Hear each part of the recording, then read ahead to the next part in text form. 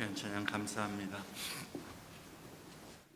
중고등학생 때 특별 집회를 참석하는 때가 자주 있었습니다. 그런 특별 집회에서 강사 목사님들은 설교 마지막에 결단의 시간을 가지는 경우가 있습니다. 이제부터 주 예수를 믿기로 결단하고 작정하는 사람들은 자리에서 일어나라라는 그런 요구들을 하곤 했습니다. 그럴 때면 저는 항상 갈등이 되었습니다. 일어나야 하는 것인가? 일어나지 않아도 괜찮은 것인가? 분명 저는 예수님이 이 땅에 오셔서 인간이 되신 하나님의 아들이시요 나를 위해서 십자가에서 죽으시고 부활하셔서 나의 구세주, 나의 주님이 되심을 믿었습니다. 그를 믿으면 죄사함과 구원 그리고 영생을 얻는다라는 것도 저는 믿었습니다. 그렇게 믿기는 믿는데 저 자신의 모습을 보면 아직도 믿음이 부족해 보이기 때문이었습니다. 믿는 자의 온전한 모습이라고 할 수 없는 자신을 보면서 정말 내가 구원을 얻은 믿음인가? 참 믿음을 가졌는가에 자신이 없었습니다. 그래서 갈등이 있었고 어떤 때는 아직은 진정한 믿음이 없는 것 같아. 그래서 이제는 정말 진심으로 더 잘 믿어서 더 온전해져야지. 내가 예수를 믿지만 나의 모습이 온전하지 못함이 늘 짐이 되었고 부담이었기 때문에 이제 내가 진정 예수를 온전히 믿는 믿음으로 나아가야 되겠다라고 그렇게 생각하며 일어나곤 했습니다. 온전히 제 자신의 그 믿음의 그 참됨에 대해서 구원에 대해서 확신이 없었기 때문이었죠. 저와 같은 경험과 갈등이 있었던 분들 혹은 지금도 그런 갈등이 있고 자신의 믿음에 대한 확신이 없는 분들이 있으실 겁니다. 또 이런 경우들도 있습니다. 하나님 앞에 과거에 저질렀던 나의 잘못된 행동, 실수 혹은 어리석은 모습에 대해서 그것이 계속해서 마음에 양심의 가책을 갖게 하고 죄책감을 갖게 하는 것입니다. 그래서 하나님 앞에 나의 죄를 고백하고 회개하고 돌이키며 용서를 구했긴 했지만 여전히 마음속에 찜찜함이 남아 있습니다. 그렇게 쉽게 용서를 받거나 마음의 평화를 얻는다라는 것이 스스로가 용납이 되지 않는 것입니다. 하나님도 이러한 과오에 대해서는 그렇게 간단하게 용서하지 않으실 것 같고 그래서 내 마음에 계속 가책이 남아 있는 것입니다. 늘 용서를 구하고 또 구하지만 내가 그 잘못을 지우고 그 나의 과오에 대해서 무언가 그것을 상쇄할 수 있을 만한 노력과 선행 혹은 공로를 충분히 쌓고 충분히 뉘우치고 충분히 마음에 괴로워하며 눈물을 흘리고 난 다음에 하나님도 용서해 주실 것 같은 그런 생각을 갖는 것입니다. 그래서 하나님 앞에 나아갈 때마다 지난 잘못들이 생각이 나서 또 회개하면서 또 다시 회개하면서 하나님이 나의 예배도 기도도 찬양도 그렇게 나의 이 모습 때문에 기뻐 받으실 것 같지 않다라는 그런 느낌을 갖기도 하는 것이죠. 여러분 어떻습니까? 이처럼 참 믿음의 증거, 구원의 확신, 그리고 사죄의 확신 등 이런 감정은 너무도 주관적이기 때문에 우리는 사실상 확신을 갖기가 참 어려운 것이 사실입니다. 만약에 이런 일을 했다면 혹은 당신의 삶에서 이러한 모습이 있다면 다른 것 볼 것 없이 당신의 믿음은 진짜인 것이 확실합니다 라고 할 수 있는, 당신의 구원은 확실합니다라고 할 수 있는 그런 어떤 객관적이고 일반적인 그런 기준이 딱 있으면 좋겠는데 사실 그런 것은 없다라는 것이죠. 하나님께서 당신의 죄를 다 사해 주셨습니다. 한 5분 동안 눈물을 애통하면서 흘리면 그건 사죄받은 거다. 뭐 이런 게 있으면 좋겠는데 그렇지가 않다라는 것이죠. 물론 주 예수를 구주로 믿고 영접하면 죄사함과 구원을 얻는다라는 그 진리를 우리는 알지만 이것 역시도 나의 믿음이 진정한 믿음인가 하는 것은 주관적인 것이고 스스로 묻고 스스로 살펴야 할 부분이라는 것이죠. 단지 예수를 영접하는 기도를 했었기 때문에 그리고 공적으로 교회에서 세례를 받았기 때문에, 교회에서 신앙생활과 봉사생활을 많이 했기 때문에, 혹은 어떤 영적인 체험과 능력과 성령의 은사를 경험한 적이 있기 때문에 그것들로 인해서 나의 믿음과 구원이 확실하다라고 그렇게 말할 수는 없다라는 것이죠.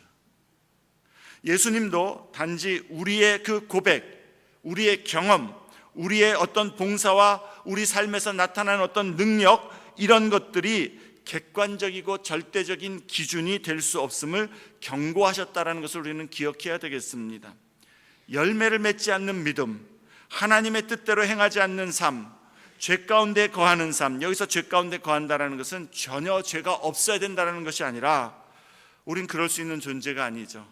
어떤 특정한 자신의 삶에서 하나님께서 죄로 지적하시고 말씀하심에도 불구하고 그 죄에 대해서 처리하지도 않고 싸우지도 않고 싸우려고도 하지 않는, 그것을 계속 붙들기를 원하고 그 붙들고 있는 것에 대해서 모른 척하는, 그렇게 죄 가운데 거하는 삶, 또 세상과 하나님 사이에 여전히 저울질하면서 적당히 타협하면서 적당한 선에서 예수님이 전혀 자신의 삶과 마음의 주인이 되시지 않는 문화적인 신앙생활, 표면적인 그리스도인, 이런 것 등등, 주님은 그런 믿음에 대해서 우리에게 여러 모양으로 경고하신다는 사실을 우리는 깨달아야 하는 것이죠. 그럼 어떻게 자신의 믿음과 구원에 대해서 확신을 가질 수가 있겠습니까? 우리는 자기 자신에게 초점을 두어서 그 근거와 이유를 찾으려고 하면 할수록 더욱 혼란과 불확실에 빠지거나 혹은 자기 자신도 속는 잘못된 확신에 다다를 수가 있습니다. 나에게서 나의 어떤 근거로 내 안에서 무언가를 찾으려고 한다면 불확실에 다다를 수밖에 없고, 아니면 잘못된 그 확신에 나 자신도 속을 수 있다라는 것이죠.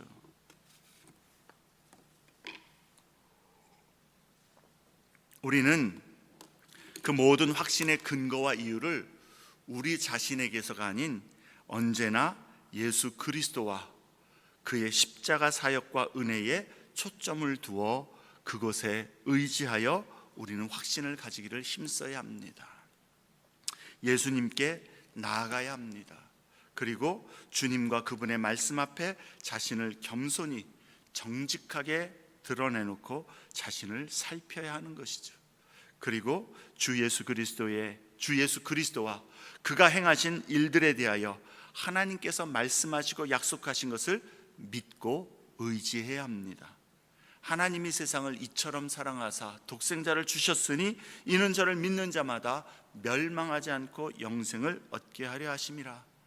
성경이 말씀하시는 대로의 예수님이 어떤 분이라고 말씀하시는 그 성경대로의 예수님과 그 예수님께서 행하신 일에 대해서 성경이 말씀하시는 대로, 그리고 예수님께서 행하신 일들의 그 결과가 무엇인지 성경이 말씀하는 대로 그렇게 믿기로 작정하고 회개와 믿음으로 예수님을 영접하면 주님은 우리 안에 오셔서 이제 우리와 함께 거하시는 것입니다. 그리고 예수를 나의 구세주, 나의 주님으로 영접하고 믿는다라는 것은 이제 예수님이 나의 삶의 주인이요 주관자요 나의 모든 것의 목표임을 고백하고 인정하는 것이 되는 거기 때문에 이후로는 이제 하나님의 백성으로서 주 예수의 사람으로서 하나님의 말씀과 뜻을 따라 살기로 결단하고 순종과 헌신의 삶을 힘써야 하는 것입니다. 예수 그리스도와 그의 사역을 깨닫고 그것을 내가 믿음으로 확신을 얻을 수 있습니다. 믿음으로 예수 안에 거하는 자에게 하나님께서 약속하신 말씀이 내게 이루어졌음을 또한 믿음으로 확신을 얻을 수 있습니다. 하나님이 말씀하셨기 때문에 그대로 이루어지는 것을 우리는 믿는 것이죠. 그리고 이제 믿음으로 하나님의 말씀과 뜻을 따라 살아가고자 할 때에 우리의 안에서 그 구원의 확신, 그리고 우리의 믿음의 참됨의 확신은 더욱 커져 가는 것입니다. 반대로 그런 것들을 우리가 멀리하면 멀리할수록 우리 안에서는 그 확신은 점점 사그러들게 되고 결국에는 내가 예수를 믿는 사람인지, 예수님이 계신지, 하나님이 살아계신지 그런 것들도 흔들리게 되는 것이죠.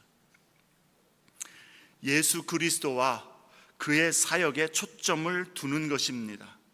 하나님의 말씀과 그 약속에 그 확증을 두는 것입니다. 그리고 구원과 영생을 얻은 주의 백성으로서 이제 주님께 순종과 헌신과 충성의 삶을 통하여 우리는 확신을 얻는 것입니다. 예수 그리스도께 초점을 두고 말씀을 온전히 의지하고 이제 그 말씀을 따라 사는 여기 이러한 모습으로 우리가 하나님 앞에 우리 자신을 믿음으로 드릴 때에 성령이 우리 영과 더불어 우리 안에서 우리가 하나님의 자녀임을 확증하시는 것입니다. 오늘 본문의 말씀을 통해 우리가 배우고 교훈으로 적용해야 하는 것도 바로 이러한 내용입니다.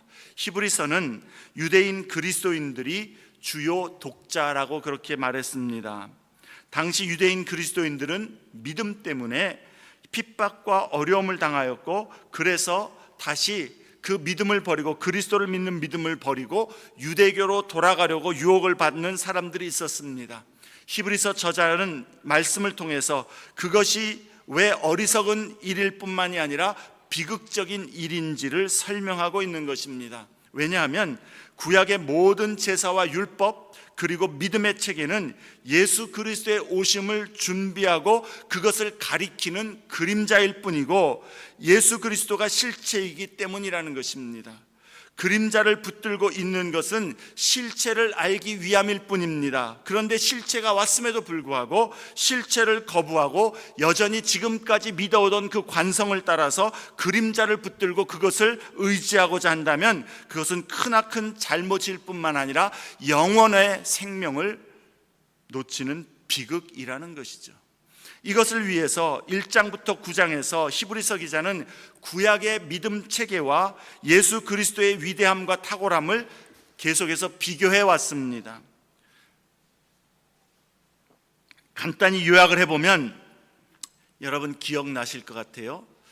예수 그리스도는 천사보다 더 높임을 받으신 분이시라는 것, 그는 성육신하신 하나님의 아들이며 인간이 되셔서 우리와 똑같이 되심으로 시험과 고난을 친히 담당하신 분으로서 우리를 친히 도우실 수 있는 분이시요, 하나님께서 지명하여 세우신 우리의 큰 대제사장이시고, 그래서 그는 하나님 앞에 우리를 중보하시는 그러한 완전한 제사장이시며, 또한 예수 그리스도는 구약의 제사들보다도 더 위대하고 완전한 희생 제물을 자기 자신을 하나님 앞에 드림으로 그렇게 구약의 모든 제사와 모든 신앙 체계보다 훨씬 더 탁월하고 분명한 실체이다라는 것을 설명해 왔습니다.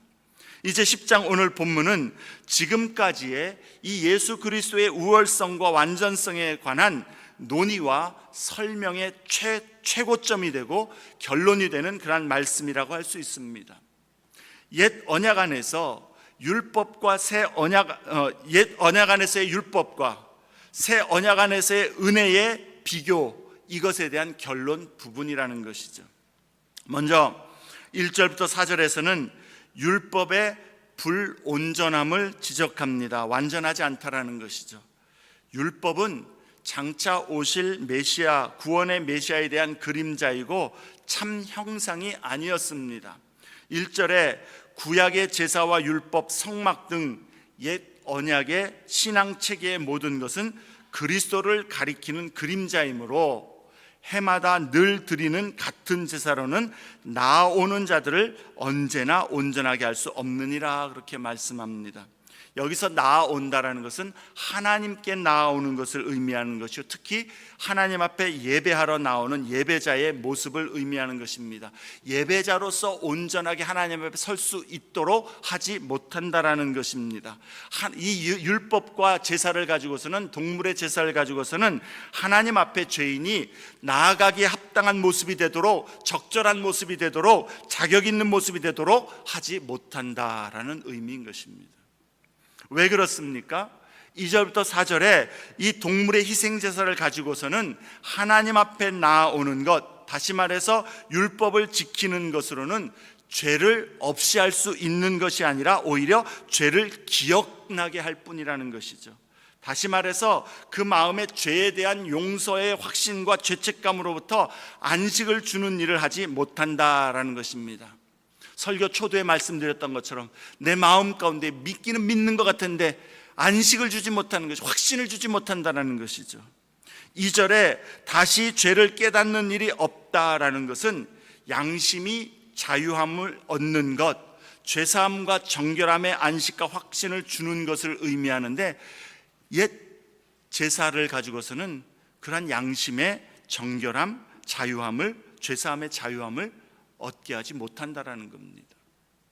만약 동물을 죽여서 희생 제물을 드리는 것이 예배자로 하여금 그 마음의 모든 죄가 사함을 얻었고 깨끗함을 얻었음을 확신하게 했다면, 그래서 그 마음이 이제는 완전히 정결하게 되었음을 안다면, 그래서 죄가 없는 자가 되었다면, 하나님 앞에 온전히 이 모습으로 나아갈 수 있는 자가 되었음을 안다면 매번 반복적으로 그렇게 다시 제사를 드릴 필요가 없었지 않았겠느냐, 그 말입니다. 그런데 옛 언약과 율법의 제사는 매번 계속해서 반복적으로 드릴 수밖에 없었다라는 것이죠. 그런 온전함이 없었기 때문에. 옛 언약 안에서 율법과 제사는 우리가 하나님 앞에 나아가 설 수 있도록 우리를 온전히 하지 못하고 오히려 죄를 기억나게 해서 우리가 죄인이고 하나님 앞에 설 자격이 없다라는 것을 더더욱 깨닫게 할 뿐이라는 겁니다. 그래서 불온전하다라는 것이죠. 5절부터 9절에서는 그 온전하지 못함에 대한 하나님의 해결을 말씀합니다. 5절부터 7절 말씀은 시편 40편 6절부터 8절의 말씀을 인용하고 있는데, 이 말씀은 본래 다윗의 고백이지만 히브리서 기자는 이것을 예수 그리스도께서 성부 하나님께 말씀하신 것으로 해석합니다. 쉽게 말하면 이 말씀이 예수 그리스도 안에서 성취된 말씀으로 보는 것입니다. 우리가 구약성경 시편 40편에 가서 보면 그 40편 6절과 오늘 우리의 인용하는 말씀이 조금 다르다라는 것을 우리가 발견하게 됩니다. 그것은 이 히브리서 기자가 사용하고 있는 성경이 헬라어 번역본이기 때문에 그렇습니다. 헬라어 번역본 70인경에서 이 말씀을 번역하면서 해석을 곁들인 번역을 하고 있기 때문에, 그래서 좀 우리가 갖고 있는 구약의 구절과 정확하게 일치하지 않는 것입니다. 어쨌든 비록 하나님께서 동물의 피 제사를 제정하셨긴 하셨지만, 하나님이 제정하신 것이지만 하나님은 그것을 기뻐하시거나 그것 자체가 목적이 되게 하지 않으셨다라는 겁니다. 인간의 죄의 본성을 깨닫게 하시기 위함이었고, 죄의 삭슨 사망이라는 것을 하나님의 백성들에게 계속해서 상기시켜 주는 것이죠. 그렇다면 이제 우리 인생에게는 이 죄의 삭슨 사망이라는 것을 알게 될 때에, 죄를 깨닫게 될 때에 진정한 죄사함의 대속함이 내게 필요하다는 것을 알게 해주는 것이죠. 하나님이 원하시는 것은 제사나 예배 의식 자체가 아니라는 겁니다. 하나님은 우리가 깨끗한 마음과 순종으로 주를 믿고 경외하며 예배하는 것, 그러한 자를 기뻐하신다는 것이요. 그 경외함으로, 하나님을 의지함으로 순종하는 것이 하나님이 받으시는 진정한 예배라는 겁니다. 그래서 성경은 하나님께서 상한 심령을 돌보시고 통회하는 마음을 받으시며 순종의 제사를 기뻐하신다라고 가르치는 겁니다. 구약의 제사와 율법으로는 예배자로 하여금 이러한 완전한 순종의 제사를 드릴 수 있도록 그 마음을, 그 양심을 변화시키지 못한다라는 것이죠. 그래서 그리스도께서는 9절에 바로 이러한 하나님의 뜻을 행하러 왔다라고 선언합니다. 하나님께서 찾으시는 진정한 제사와 예배의 본질은 하나님의 뜻에 완전히 복종하는 것인데, 예수 그리스도께서 이를 위하여 인간으로 오셨고, 예수님은 하나님의 뜻에 철저히 그리고 모든 일에 온전히 복종하셨습니다. 그래서 예수님은 완전한 의로운 삶을 이루신 것이죠. 그리고 그 의로우신 그리스도께서 십자가에서 죽기까지 하나님 아버지의 뜻에 완전한 순종, 완전히 순종하고 그렇게 완전히 순종한 그 제사는 삶의 제사와 하나님께 자기 자신을 희생 제물로 드리는 그 제사는 이전의 구약의 모든 제사를 폐기시키고 그리스도의 완전하고 온전한 제사를 세웠다라는 것입니다. 하나님께서 원하셨고, 과거에도 원하셨고, 그리고 지금도 하나님의 백성에게, 우리에게 원하시는 것은 하나님의 뜻에 순종함인 것입니다. 순종만이 하나님께서 받으실 만한 제사라는 것이죠. 10절부터 18절은 예수께서 세우신 이 온전하고 완전한 제사가 이제 구약의 제사의 믿음의 체계와는 달리 우리에게 가져온 결과, 하나님께서 약속하시는 것이 무엇인가를 설명해 주고 있습니다. 10절부터 14절의 요점은 예수의 삶과 예수님께서 자기의 몸을 우리를 위하여서 희생하신 그 제사는 이제 예수를 믿고 의지하는 자들을 거룩하게 하고 또 영원히 온전하게 하셨다라고 선언합니다. 거룩하게 하시고 온전하게 하셨다.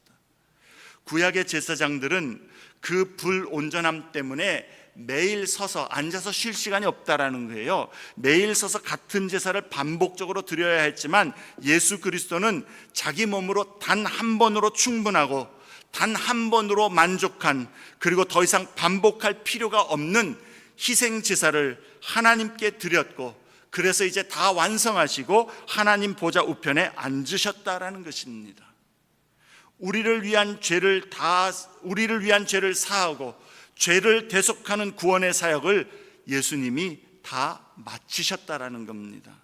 완성했고 최종적으로 성취했고 완결히 종결지었다라는 의미인 것입니다. 그게 지금 예수께서 보좌의 우편에 앉으셨다라는 의미입니다.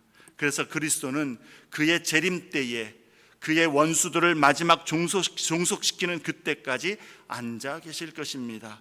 그리스도의 희생은 완전하기 때문입니다. 어떻게 완전합니까? 믿는 자들로 하여금 하나님 앞에 나아올 수 있도록 자격을 갖추는 데에, 거룩하게 하는 데에, 영원히 온전하게 하는 데에 완전하다라는 것이죠. 그러기에 주 예수와 그의 사역을 믿음으로 의지하고 주 예수를 나의 구세주, 나의 주님으로 영접하여 주님께 나와서 자신을 주님께 의탁하는 자에게, 믿는 자에게 주 예수님의 이 죄사함과 정결케 함의 완전함 그리고 온전함은 그대로 얻게 하신다라는 것입니다. 이것이 하나님의 말씀의 약속입니다. 선언입니다.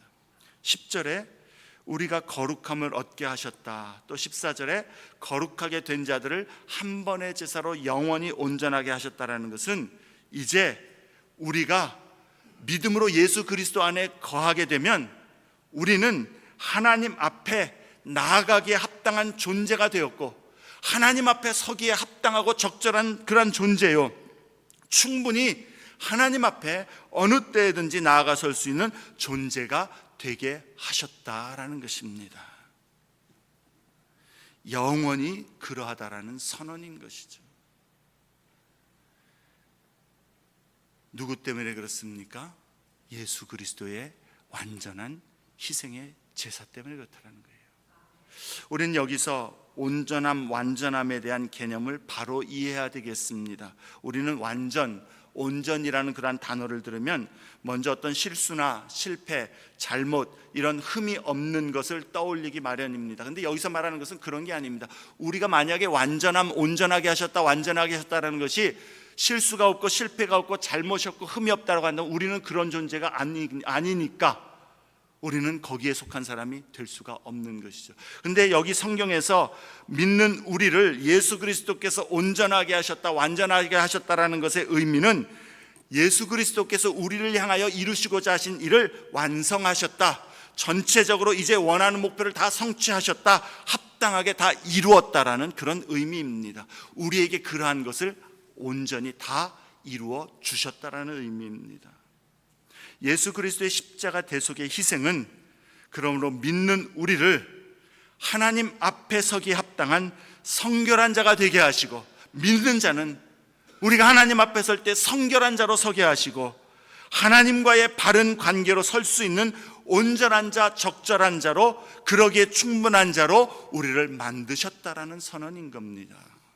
이것이 성경에 하나님께서 예수 그리스도를 통해서 이루시겠다라고 하신 말씀이고 믿는 자에게 성취하시겠다라는 약속인 것입니다. 죄의 삭은 사망입니다.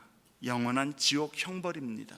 그런데 예수 그리스도께서 나를 위하여 나의 허물과 죄악, 나의 실수와 실패, 나의 더러움과 불의함, 이 모든 것, 과거와 현재 나의 사는 날 끝까지의 모든 이 죄에 대하여 하나님의 모든 형벌과 심판이 그리스도의 그 희생 안에서 온전히 그리고 최종적으로 처리되었다라는 선언입니다. 이것이 복음입니다. 이 놀라운 은혜를 누가 얻을 수 있습니까?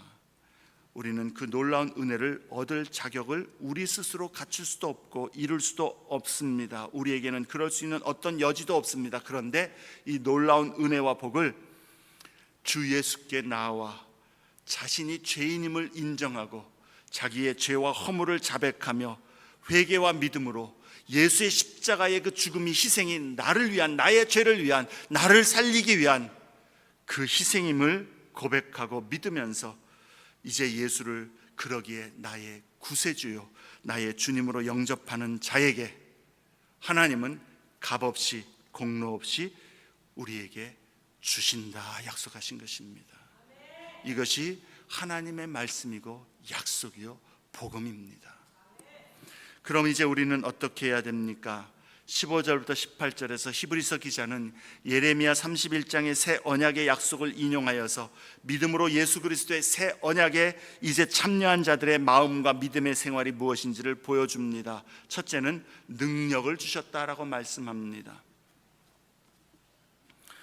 어떤 능력입니까? 무슨 능력입니까? 16절 보면 주께서 이르시되 그날 후로는 그들과 맺을 언약이 이것이라 하시고 내 법을 그들의 마음에 두고 그들의 생각에 기록하리라 하신 후에 말씀합니다. 하나님의 말씀과 뜻에 따라 살며 순종할 능력을 주셨다라는 겁니다.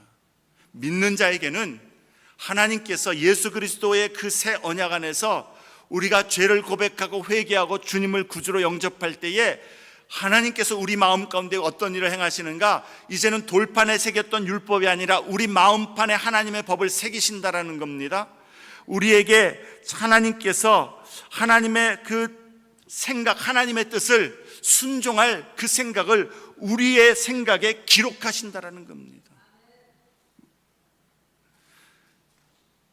우리 믿는 자에게는 이제 어떤 변화가 있는가 하니 하나님의 법을 알고 하나님의 뜻을 따라 살기를 사모하는 모습이 생기고 욕구가 생기고 그것을 추구해 가게 한다라는 겁니다. 그게 변화입니다.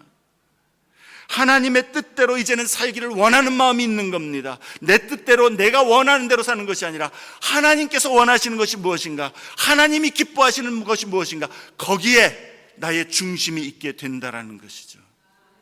물론 우리가 실수하고 우리가 고집 피우고 불순종하는 때도 있지만 그 마음 중심에 하나님 앞에서 하나님을 향하여 나아가기를 원하는 마음을 심어 주셨다라는 것이죠.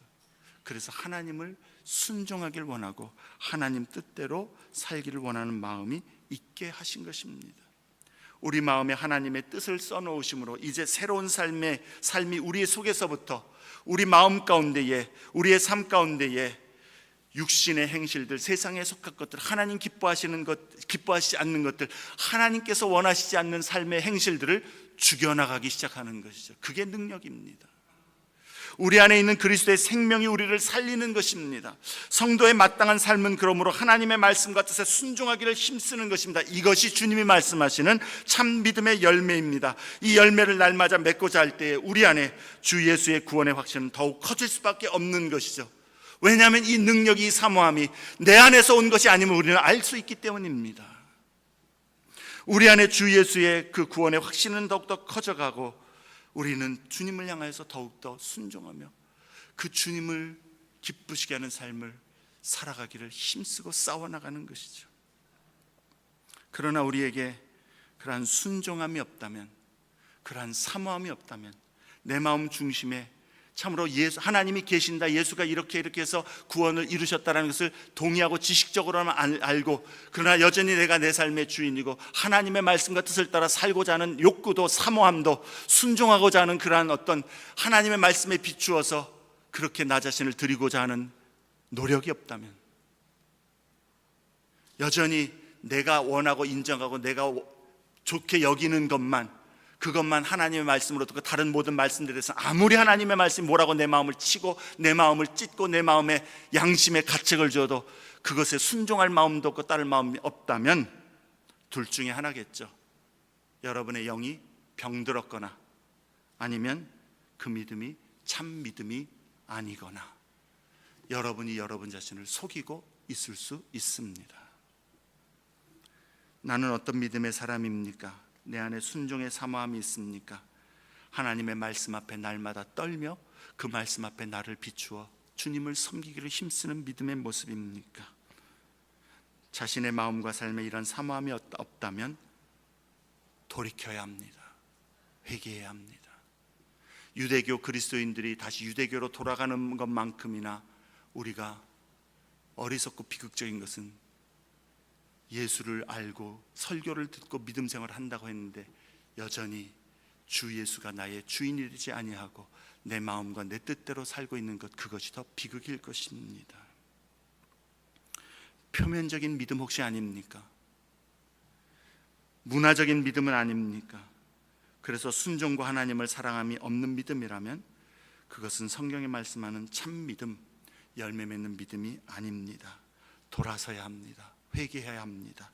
주 예수께 나와야 합니다. 그리고 주 예수 앞에서 나의 믿음을 하나님 앞에 바로 세워 하나님의 뜻을 행하는 그러한 믿음으로 예수의 죄사함의 은혜를 가장 귀한 것으로 여겨 그 예수를 섬기는 믿음으로 돌아서야 합니다. 영생에 관한 문제입니다. 여러분뿐만 아니라 여러분 사랑하는 가족들, 자녀들, 그러한 믿음의 모습이 아니라면 다른 것 구하지 말고 하나님 앞에 그것 위하여 먼저 구하여야 합니다.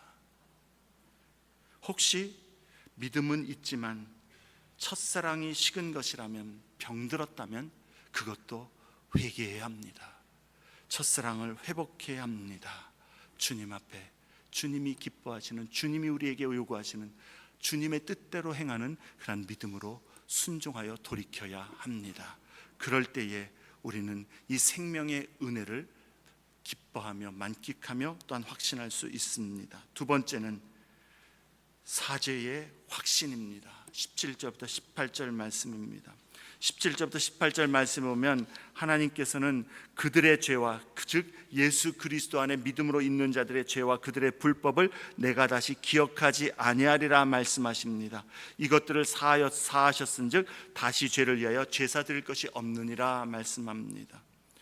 우리가 나를 돌아볼 때에 내가 믿음이 있는데, 그리고 그런 사모함도 있는데, 그리고 순종하기를 원하는 그런 모습도 있는데, 설교 초대에 말씀드렸던 것처럼 나를 보니까, 내 자신을 보니까 부족한 모습을 부인할 수 없을 때에 우리는 그때에 바로 나에게서 그 근거를 찾는 것이 아니라 나를 위하여 십자가에서 자기 몸을 들이신 예수 그리스도께 우리의 초점을 두어야 한다라는 것이죠.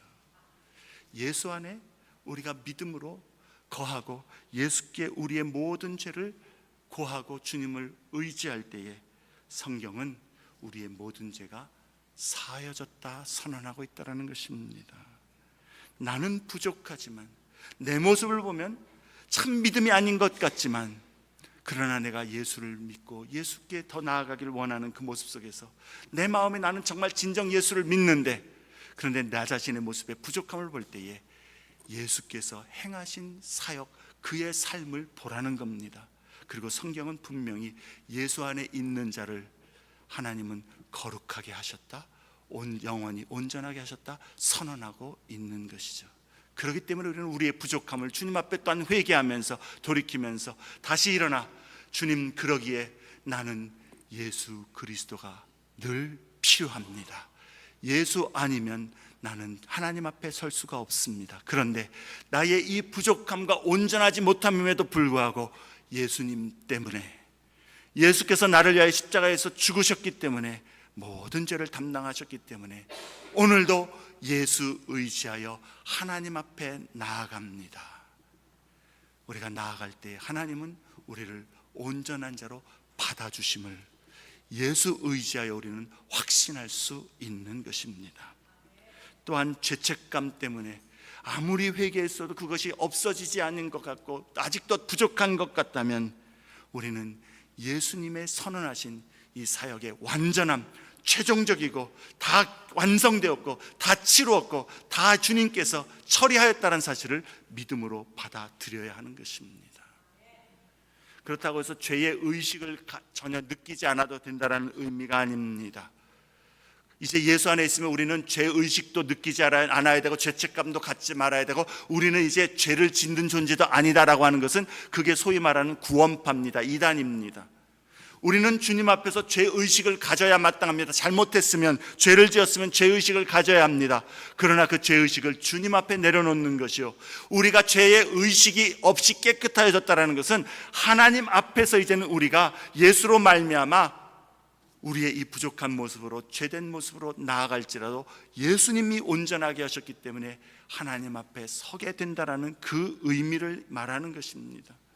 그러나 우리가 누군가에게 잘못했을 때 그 죄의 의식도 버리면 안 되는 거죠. 끝까지 잘못한 자에게, 잘못한 일에 대해서 책임을 져야 되는 것은 우리의 또한 하나님을 닮은 선한 양심인 것이죠.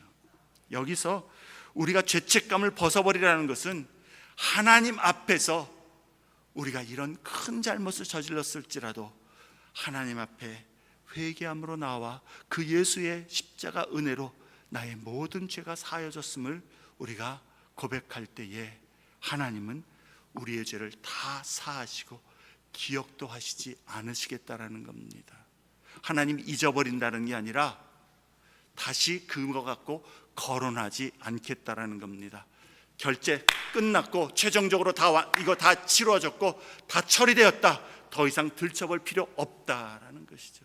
우리는 그 은혜를 예수로 말미암아 얻었기에 이제 그 은혜에 감사하여 하나님 앞에서 다시 일어나 주님의 뜻을 따라 행하는 삶으로 나아가는 것이죠.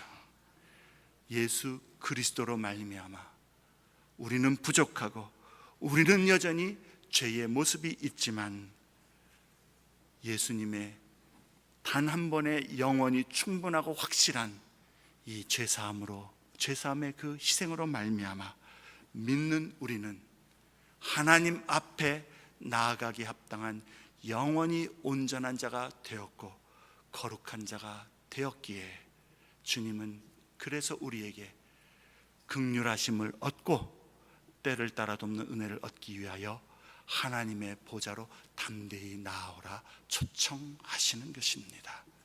예배로, 기도로, 하나님을 섬기는 삶으로, 그리고 하나님을 순종하는 삶으로 우리는 열심히 나아가는 것, 그것 외에는 아무것도 우리에게 돌아볼 필요가 없습니다. 예수 안에서 우리를 온전케 하셨으니 그 은혜를 힘입어 오늘도 주님께서 부르신 합당한 삶을 그 뜻에 순종하며 이루어가는 그러한 믿음의 성도들 다 되시기를 주의 이름으로 축원합니다. 우리 말씀을